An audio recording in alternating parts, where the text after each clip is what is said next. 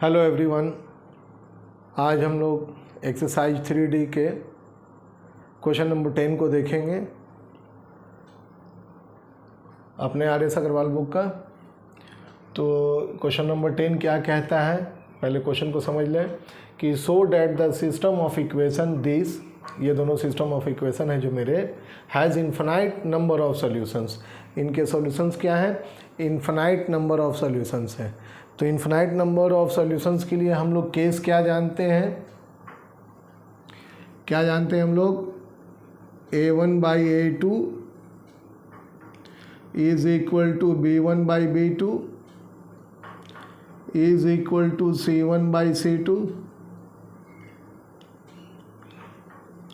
हमारा slope same होगा, lines parallel होंगे। C1/C2 क्या बताता है? लाइंस एक ही जगह है, याद है ना। अगर ये आपको क्लियर नहीं है तो एक बार intro linear equation in one variables के पार्ट 1 को देखें। इंट्रो पार्ट 1 को हमने वहाँ पे इन तीनों टर्म्स को क्लियर किया है कि ये हमारा स्लोप देता है, इसलिए A1/A2 is equal to B1/B2 होता है। और इन्फिनाइट सॉल्यूशंस के लिए C1/C2 क्यों इक्वल है? क्योंकि वो ओवरलैप कर रहे हैं। तो क्यों कर रहे हैं, ये कंडीशन को हमने वहाँ पे डिस्कस किया है। आप ज़रूर से उस वीडियो को देखें कि ये फार्मूला ऐसा क्यों लिखा जाता है। चलिए, कंडीशन आपको सबको मालूम है, तो हमें ये कंडीशन शो करना होगा। इन्फिनाइट नंबर ऑफ सॉल्यूशंस के लिए C1/C2 जो है वो भी सेम पोजीशन पे होगा। जो दोनों लाइंस हैं हमारे वो सेम पोजीशन पे होंगे। C1/C2 क्या देता है? Position of the graph. तो इक्वेशन हमारा क्या है? 2x - 3y is equal to 5 and 6x - 9y is equal to 15। तो इसमें हमारा A1 क्या है? A1 क्या है? फर्स्ट इक्वेशन का x के कोफिशिएंट को A1 कहते हैं। B1 क्या है? फर्स्ट इक्वेशन के y के कोफिशिएंट को हम लोग B1 कहते हैं। C1 क्या है? अब यहाँ पर स्टैंडर्ड इक्वेशन देखना होगा। ये हमारे स्टैंडर्ड इक्वेशन में लिखा हुआ है। स्टैंडर्ड इक्वेशन को भी मैंने डील किया है कि किस इक्वेशन को स्टैंडर्ड, इस इक्वेशन को जब इक्वल टू के बाद C लिखा होता है तो हम उसे ही स्टैंडर्ड इक्वेशन मानते हैं। इसको मैंने डील किया है उसमें, उस वीडियो को ज़रूर से देखें। तो C1 क्या है हमारा? 5 है। Got it? अगेन A2 क्या है? सेकेंड इक्वेशन में x के कोफिशिएंट को A2 कहते हैं। B2 क्या है? सेकेंड इक्वेशन में y के कोफिशिएंट को B2 कहते हैं। और C2 क्या है? 15।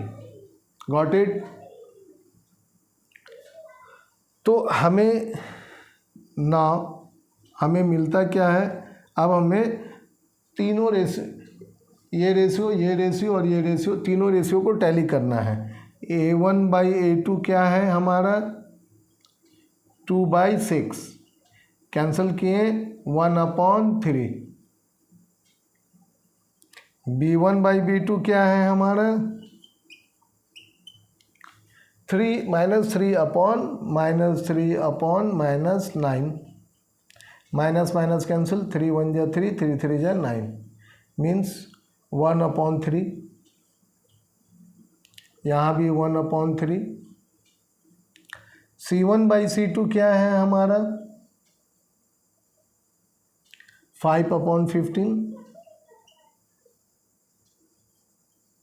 5 1 जा 5, 5 3 जा 15 मीन्स C1/C2 भी 1/3।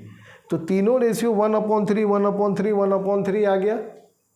मीन्स हम इसके बाद लिख सकते हैं since A1/A2 is equal to B1/B2 is equal to C1/C2, therefore the system of equation has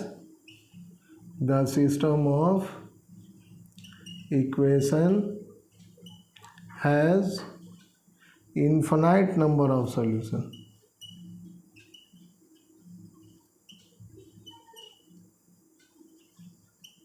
got it? Clear हुआ? प्रैक्टिस करते रहें, और अगर ये कंसेप्ट क्लियर नहीं है तो इंट्रो पार्ट, लीनियर इक्वेशन के इंट्रो पार्ट 1 और 2 को ज़रूर से देखें, उसमें हमने सॉल्वेबिलिटी कंडीशंस को डील किया है। ओके, प्रैक्टिस करते रहें आप लोग।